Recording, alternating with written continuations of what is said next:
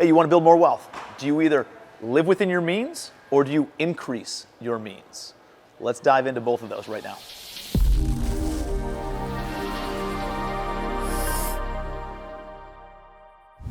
All right, so over the weekend, I'm watching some money documentaries and some different shows about money. I just kind of find something to do. I'm walking a baby around, right? Almost all of those documentaries focused on living within your means, living within a budget. That's cool, but shit, this life wasn't designed to live within a budget, right? I'd rather see you focusing on increasing your means. Now, depending on the situation that you're in, you might be living outside of your means. You might not be making enough money for how much you're outlaying in cash right now. So we need to take a look at both of those things. All right, so in 2012, I had bought some real estate, had about 10 rental properties, ended up selling them in 2010, 2011. And by 2012, after I chased some shiny objects and went completely broke, I had $80 in my bank account and over $25,000 in credit card debt. And I realized that I was overspending on travel, I was overspending on housing, and I was overspending on food. Majority of people spend majority of their money and the majority of their income on those three: on housing, on their transportation, and on their food. Let's break down each one of those. When I was totally broke in 2012, I realized I needed to get out of my current situation. And so I ended up selling my house down in Charleston and moving back to Cleveland, Ohio. I actually moved back in with my parents for 12 months of my life in order to reduce my housing expense. Now, I'm not saying you gotta move back in with your parents, but what are other ways that you can reduce your housing expense? You could house hack. Let's say you have a 3-bedroom house, rent out a room or 2 of the rooms to a friend. I did that when I lived in Charleston the first time around. My 2 buddies paid me enough in rent that covered almost all of my mortgage, principal, interest, taxes, and insurance, and majority of the utility expenses too. And so my out-of-pocket expense was only a few $100s a month instead of spending $2,000 a month, which is what the total housing cost was. Another thing you can do easily with Airbnb is put a room up for rent. And people can come in, pay $45 a night, and if you fill that up, 20 nights a month, all of a sudden you're making an extra $900 a month on an empty room in your house. The last one is obviously get a smaller apartment or get a smaller house or trade down, size down, and make sure you're not spending as much money. Move out of the suburbs or move into a county that has lower property taxes if you do own your home. There's a lot of different ways to reduce your housing expense. After that 12 months of living with my parents, I actually, there was my wife's grandparents had passed away a decade prior, and they had a family home that was about 800, 900 square feet, 3-bed, 1-bath, little bungalow, not updated whatsoever, in a B-class community in Cleveland, Ohio. And we ended up living there for another 2 years, rent-free. We just paid for taxes, insurance, and utilities at that property, which was only a few $100s a month.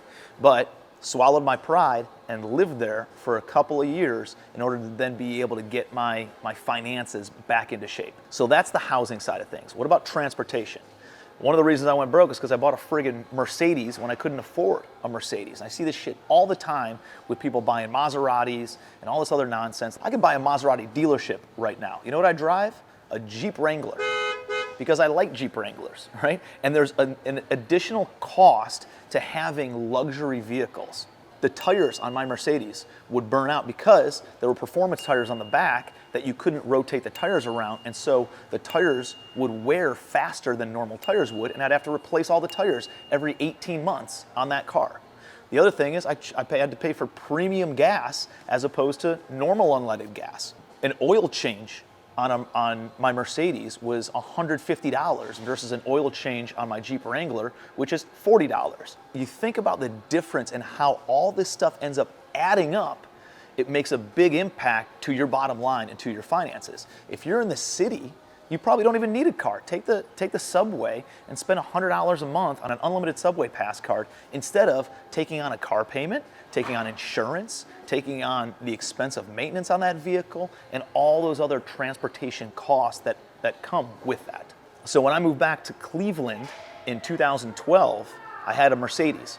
I ended up trading the Mercedes in, and I got a 6-year-old Honda Accord instead. And I drove that Honda Accord for another 3 years until I set myself up for success and started making a little bit more money where I could afford another vehicle. You know, the new vehicle I bought was a $24,000 Jeep Patriot.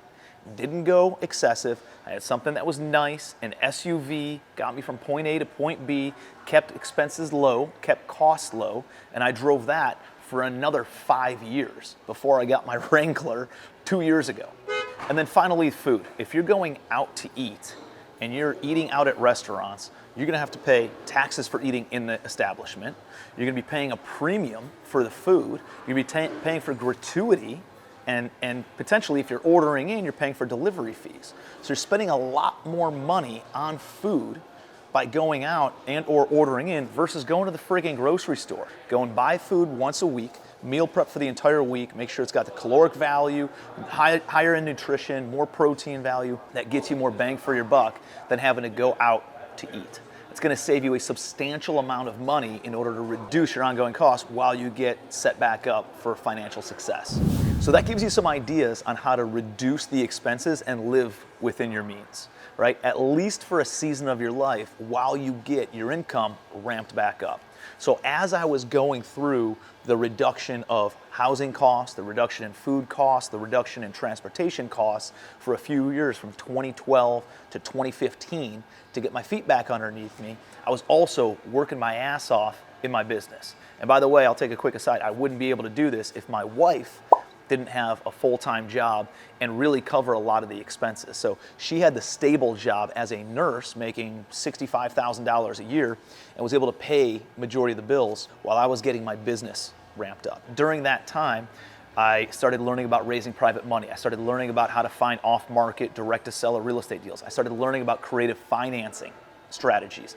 I understood how to operate real estate, not just buy real estate. Like, friggin' anybody can buy real estate. That's the sexy stuff that everybody talks about on social media, but that doesn't mean shit. It doesn't build any wealth to buy real estate. You need to be able to operate it and manage it properly. The great operators are going to be the ones who can ride out any sort of economic storm because they understand how to properly increase income, decrease expenses on the business and on the rental side of their real estate portfolio. That's what I was focused on. I was focused on learning all that stuff. I was focused on developing relationships and building relationship capital with other people who were in the industry. And I focused on figuring out a way to grow my income by having a business. If you have a job, that's great, it creates stability, but what is another way that you can create additional revenue, additional income, and start bringing that in? You know, you can only frugal down on the expense side so much. There is limitless potential, limitless upside to increasing your means. So I'd much rather see you focus on increasing your means, because guess what? Gas prices are the same whether you make $50,000 a year or $500,000 a year. Food costs are essentially the same whether you make 25 grand a year or $2.5 million a year. So let's focus on this side of the equation. Once you have some stability over here on the expenses, let's focus on increasing your income. And the way you do that is by creating value in the marketplace. What the hell does that mean? It sounds like, you know, some ethereal nonsense.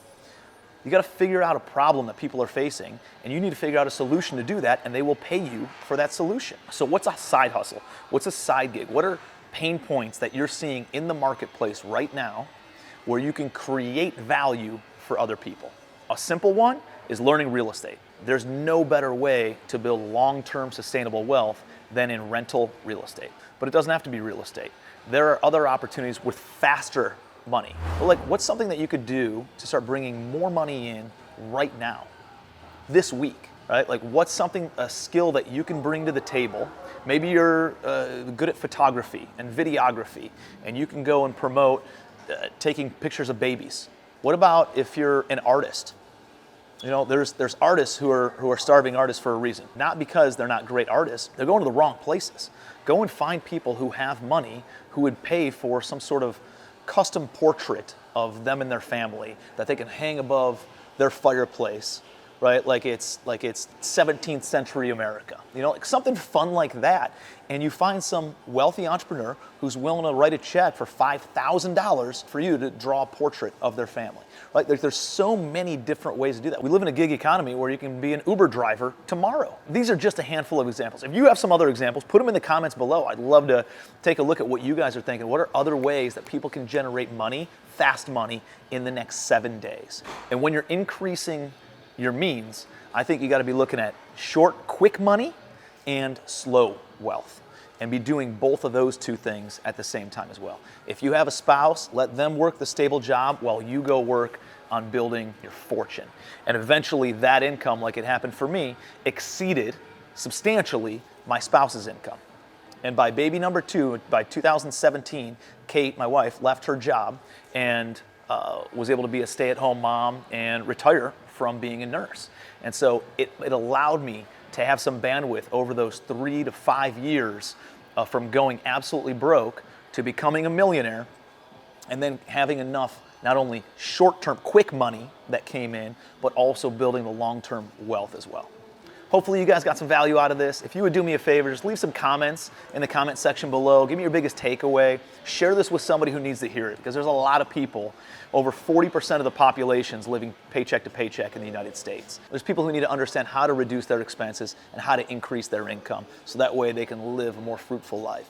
And lastly, please like the video and make sure that you're subscribed to the channel. So appreciate you guys. Here's to building some legacy wealth.